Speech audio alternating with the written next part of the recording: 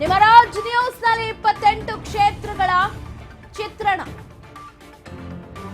Raj news ನಲ್ಲಿ ಪ್ರತಿ ಲೋಕಸಭಾ ಕ್ಷೇತ್ರದ ಆಳ ಅಗಲ. ಇದು ಎಲೆಕ್ಷನ್ ಪೂರ್ವ ಸರ್ವೆ. ಕಾಲ್ ಮಾಡಿ, ವೋಟ್ ಮಾಡಿ. ಕ್ಷೇತ್ರದ ಸ್ಥಿತಿ ಗತಿ, ಕೈ ಕಮಲ ಅಭ್ಯರ್ಥಿ ಭವಿಷ್ಯ ಎಲ್ಲವೂ ನಿರ್ಧಾರ ಮಾಡೋದು ನೀವೇ. ರಂಗೇರ್ತಾ ಇದೆ ರಣಕಣ. ರಾಜ್ ನ್ಯೂಸ್ ನಲ್ಲಿ ಲೋಕ ದರ್ಶನ 28 ಕ್ಷೇತ್ರಗಳ ಒಂದು ಕಂಪ್ಲೀಟ್ ಚಿತ್ರಣವನ್ನ ರಾಜ್ ನ್ಯೂಸ್ ನಿಮ್ಮ ಮುಂದೆ ಇಡತ್ತೆ. ಅಷ್ಟೇ ಅಲ್ಲ, ಅಭ್ಯರ್ಥಿಗಳು ಯಾರು, ಅಭ್ಯರ್ಥಿಗಳಿಗೆ ನೀವು ಮತ ಕೊಡ್ಬೇಕಂದ್ರೆ ಏನ್ ಮಾಡ್ಬೇಕು? ಕಾಲ್ ಮಾಡಿ ವೋಟ್ ಮಾಡಬೇಕು. ನೆನ್ನೆ ವಿಜಯಪುರದಲ್ಲಿ ಯಾವ ತರ ಇತ್ತು ಅಂತ ನೋಡಿದ್ವಿ ನಾವು ಸರ್ವೆಯಲ್ಲಿ. ಇವತ್ತು ಕಲಬುರಗಿ ಲೋಕಸಭಾ ಕ್ಷೇತ್ರ, ಇಲ್ಲಿ ಲಿಂಗಾಯತ, ಎಸ್ಸಿ, ಕೋಲಿ, ಕಬ್ಬಲಿಕ ಮತಗಳು ಹೆಚ್ಚಿದೆ. ಸುಮೇಶ್ ಜಾಧವ್ ವರ್ಸಸ್ ರಾಧಾಕೃಷ್ಣ ಮಧ್ಯೆ ವೋಟ್ ವಾರ್ ಜೋರಾಗಿ ನಡೀತಾ ಇದೆ. ಯಾರ ಮೇಲಿದೆ ಹಾಗಾದ್ರೆ ತೊಗರಿ ನಾಡಿನ ಮತದಾರನ ಒಲವು? ಕೈ ಸಾರಥಿಗೆ ಪ್ರತಿಷ್ಠೆ, ರಾಧಾಕೃಷ್ಣ ಗೆಲುವು ಅನಿವಾರ್ಯ. ಕೈ ಸಾರಥಿ ಯಾರು?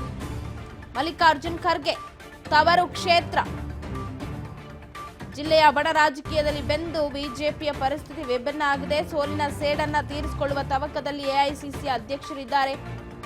ಖರ್ಗೆ ಅಳಿಯನ ಸ್ಪರ್ಧೆಯಿಂದ ಕಲಬುರಗಿ ಕ್ಷೇತ್ರ ಕುತೂಹಲ ಮೂಡಿಸ್ತಾ ಇದೆ. ರಾಧಾಕೃಷ್ಣ ದೊಡ್ಡ ಮನಿ, ಖರ್ಗೆ ಅಳಿಯ. ಎಸ್ಸಿ, ಲಿಂಗಾಯತ, ಕೋಲಿ ಸಮುದಾಯ ಈ ಮತಗಳು ನಿರ್ಣಾಯಕ ಮತಗಳಾಗುತ್ತೆ.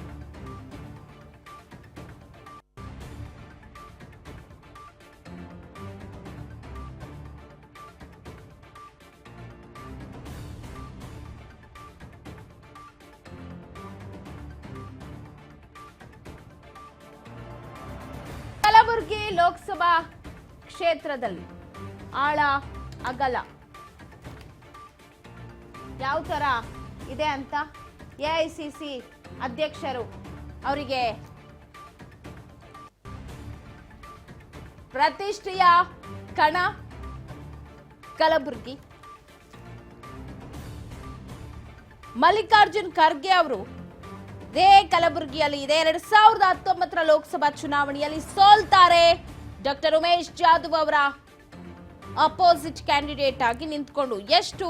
ಕೇವಲ 95,000 ಮತಗಳ ಅಂತರ. ಈಗ ಹೇಗಿದೆ ಹಾಗಾದ್ರೆ ಕಲಬುರಗಿಯ ಲೋಕಸಭಾ ಕ್ಷೇತ್ರದಲ್ಲಿ ವರ್ಚಸ್ಸು?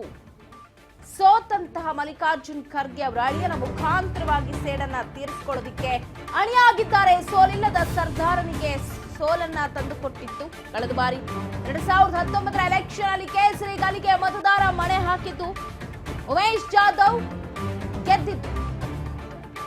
ಸೋಲಿಲ್ಲದ ಸರದಾರ ಅಂತ ಕರೆಸಿಕೊಳ್ಳುವ ಖರ್ಗೆಗೆ ಸೋಲಾಗಿತ್ತು. 2019 ಎಲೆಕ್ಷನ್ ನಲ್ಲಿ ಕೇಸರಿ ಕಲಿಗೆ ಕಮಲ ಸೋಲಿನ ರುಚಿಯನ್ನ ಖರ್ಗೆ ಪಾಲಿಗೆ ಉಣಬಡಿಸಿತ್ತು.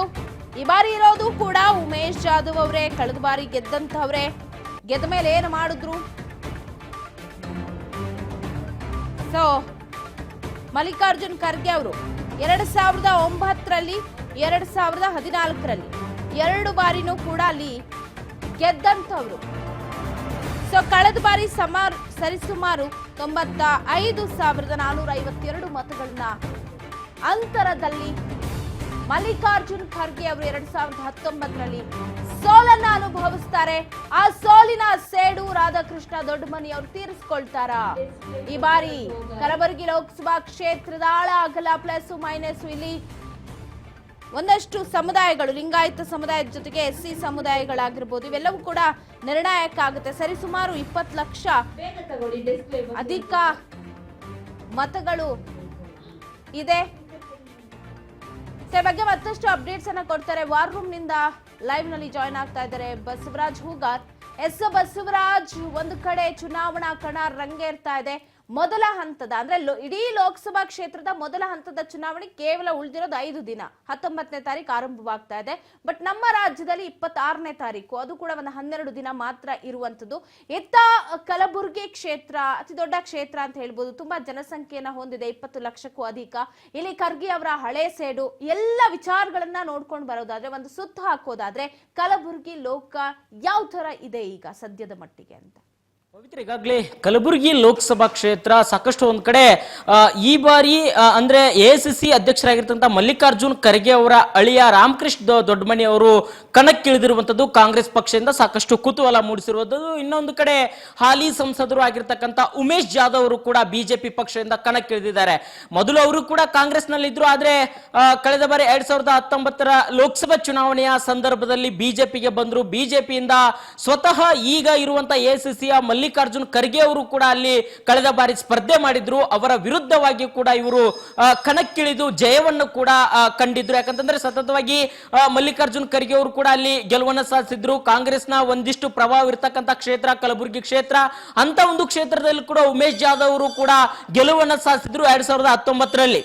ಹಾಗಾಗಿ ಈಗ ಮತ್ತೆ ಅದೇ ಕ್ಷೇತ್ರದಿಂದ ಕಣಕ್ಕಿಳಿದಿರುವಂತದ್ದು. ಆದ್ರೆ ಇಲ್ಲಿ ಈ ಒಂದು ಚುನಾವಣೆಯಲ್ಲಿ ಒಂದಿಷ್ಟು ಅಭ್ಯರ್ಥಿ ಬದಲಾವಣೆ ಆಗಿರುವಂತದ್ದು. ಮಲ್ಲಿಕಾರ್ಜುನ್ ಖರ್ಗೆ ಅವರ ಒಂದು ಏನು ಕಳೆದ ಬಾರಿ ಸೋಲಾಯಿತು, ಆದ್ರೆ ಈ ಬಾರಿ ಎಐಸಿಸಿ ಅಧ್ಯಕ್ಷರಾಗಿದ್ದಾರೆ.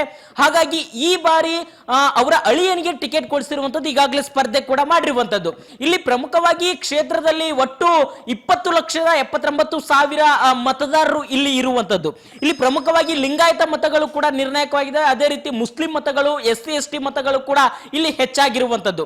ಈ ಒಂದು ಕ್ಷೇತ್ರದಲ್ಲಿ ಪ್ರಮುಖವಾಗಿ ಬಿಜೆಪಿಯ ಉಮೇಶ್ ಜಾಧವ್ ಅವರ ಒಂದಿಷ್ಟು ಲೆಕ್ಕಾಚಾರಗಳು ಮತ್ತೆ ಬಿಜೆಪಿ ನಾಯಕರ ಒಂದಿಷ್ಟು ಲೆಕ್ಕಾಚಾರ ನೋಡ್ತಾ ಹೋದ್ರೆ, ಒಂದ್ ಕಡೆ ಪ್ರಧಾನಿ ನರೇಂದ್ರ ಮೋದಿ ಅವರ ಅಲೆ, ಇನ್ನೊಂದು ಈಗಾಗಲೇ ಆ ಒಂದು ಕಲಬುರಗಿಯ ಕ್ಷೇತ್ರದಲ್ಲಿ ಹಿಂದಿರುವರು ಒಂದ್ ಕಡೆ ಕೆಲಸ ಮಾಡಿಲ್ಲ, ಆದ್ರೆ ಈಗ 2019ರಲ್ಲಿ ಉಮೇಶ್ ಜಾಧವ್ ಅವರು ಒಂದ್ ಕಡೆ ಕೆಲಸ ಮಾಡಿದ್ದಾರೆ ಅನ್ನುವಂಥದ್ದು ಒಂದ್ ಕಡೆ.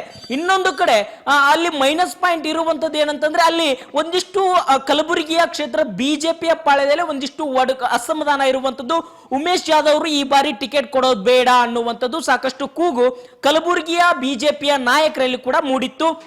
ಹಲವಾರು ಬಾರಿ ಹೈಕಮಾಂಡ್ ನಾಯಕರ ಮಟ್ಟಕ್ಕೆ ಕೂಡ ತರುವಂತ ಪ್ರಯತ್ನ ಮಾಡಿದ್ರು. ಆದ್ರೂ ಕೂಡ ಬಿಜೆಪಿ ನಾಯಕರು ಮತ್ತೆ ಉಮೇಶ್ ಜಾಧವ್ ಅವರಿಗೆ ಕೂಡ ಕಣಕ್ಕಿಳಿಸಿರುವಂತದ್ದು. ಇನ್ನು ಪ್ರಮುಖವಾಗಿ ರಾಮಕೃಷ್ಣ ದೊಡ್ಡಮನಿ ಅವ್ರದ್ದು ನಾವು ನೋಡೋದಾದ್ರೆ, ಒಂದ್ ಕಡೆ ಎಐಸಿಸಿಯ ಮಲ್ಲಿಕಾರ್ಜುನ್ ಅವರಿಗೆ ಇದು ಸವಾಲು ಅಂತಾನೂ ಕೂಡ ಹೇಳ್ಬೋದು. ಒಂದ್ ಕಡೆ ಕಾಂಗ್ರೆಸ್ ಪಕ್ಷದ ರಾಷ್ಟ್ರೀಯ ಅಧ್ಯಕ್ಷರಾಗಿದ್ದಾರೆ, ಅವರ ಒಂದು ಅಳಿಯನಿಗೆ ಟಿಕೆಟ್ ಕೊಟ್ಟಿದ್ದಾರೆ. ಅವರ ಭದ್ರಕೋಟೆ ಕೂಡ ಆಗಿರುವಂತದ್ದು ಕಲಬುರಗಿ ಕ್ಷೇತ್ರ. ಆ ಒಂದು ಕಲಬುರಗಿ ಕ್ಷೇತ್ರವನ್ನ ಗೆಲುವು ಸಾಧಿಸಲೇಬೇಕು ಅನ್ನುವಂತ ಪಣವನ್ನ ತೊಟ್ಟಿರುವಂತದ್ದು. ಆ ಒಂದು ಕಾರಣಕ್ಕಾಗಿ ಮೊನ್ನೆ ನಾಮಪತ್ರ ಸಲ್ಲಿಸುವಂತಹ ಸಂದರ್ಭದಲ್ಲಿ DCM DK ಶಿವಕುಮಾರ್ ಆಗಿರ್ಬೋದು, ಮಲ್ಲಿಕಾರ್ಜುನ್ ಖರ್ಗೆ ಅವರು ಆಗಿರ್ಬೋದು, ಲಕ್ಷ್ಮಣ್ ಸವದಿ ಸೇರಿದಂತೆ ಹಲವು ಕಾಂಗ್ರೆಸ್ ಪಕ್ಷದ ಪ್ರಮುಖ ನಾಯಕರು ಒಂದು ಶಕ್ತಿ ಪ್ರದರ್ಶನ ಮಾಡುವ ಮುಖಾಂತರ ಕಲಬುರಗಿಯಲ್ಲಿ ಮತ್ತೆ ಕಾಂಗ್ರೆಸ್ ಪಕ್ಷವನ್ನ ತರ್ತೇವೆ ಅನ್ನುವಂತಹ ಒಂದು ಕಹಳೆಯನ್ನ ಊದಿರುವಂತದ್ದು. ಆದ್ರೆ ಈಗ ಒಂದಿಷ್ಟು ಅಲ್ಲಿರ್ತಕ್ಕಂಥ ಕಲಬುರಗಿ ಕ್ಷೇತ್ರದಲ್ಲಿ 8 ವಿಧಾನಸಭಾ ಕ್ಷೇತ್ರ ವ್ಯಾಪ್ತಿ ಬರುತ್ತೆ. ಅದರಲ್ಲಿ ಪ್ರಮುಖವಾಗಿ 6 ವಿಧಾನಸಭಾ ಕ್ಷೇತ್ರದಲ್ಲಿ ಕಾಂಗ್ರೆಸ್ ಪಕ್ಷದ ಶಾಸಕರೇ ಇರುವಂತದ್ದು, ಒಂದು ಬಿಜೆಪಿ, ಇನ್ನೊಂದು JDS ಇರುವಂತದ್ದು. ಹಾಗಾಗಿ ಇಲ್ಲಿ ಶಾಸಕರ ಸಂಖ್ಯಾಬಲವು ಕೂಡ ಕಾಂಗ್ರೆಸ್ ಪಕ್ಷದ ಹೆಚ್ಚಾಗಿದೆ. ಒಂದ್ ಕಡೆ ಗ್ಯಾರಂಟಿಗಳ ಅಬ್ಬರ, ಇನ್ನೊಂದು ಕಡೆ ಎಐಸಿಸಿ ಅಧ್ಯಕ್ಷರು ಒಂದು ಟಾಸ್ಕ್ ಅನ್ನು ತೆಗೆದುಕೊಂಡಿದ್ದಾರೆ, ಇದನ್ನ ಗೆಲ್ಲಬೇಕು ಅನ್ನುವಂಥದ್ದು. ಹಾಗಾಗಿ ಇಲ್ಲಿ ಇಬ್ಬರ ನಡುವಿನ ಪೈಪೋಟಿ ಎರಡೂ ಪಕ್ಷಗಳಿಗೂ ಕೂಡ ಸವಾಲಾಗಿರುವಂತದ್ದು. ಹಾಗಾಗಿ ಯಾವ ರೀತಿಯಾಗಿ ಕ್ಷೇತ್ರದಲ್ಲಿ ಒಂದು ಮತದಾರ ಯಾರ ಪರವಾಗಿ ಒಂದು ಮತದಾನ ಮಾಡ್ತಾನೆ, ಯಾರನ್ನ ಮತ್ತೆ MP ಆಗಿ ಆ ಒಂದು ಕ್ಷೇತ್ರಕ್ಕೆ ತರ್ತಾನೆ ಅನ್ನುವಂಥದ್ದು ಕುತೂಹಲ ಮೂಡಿರುವಂತದ್ದು. ಪವಿತ್ರ.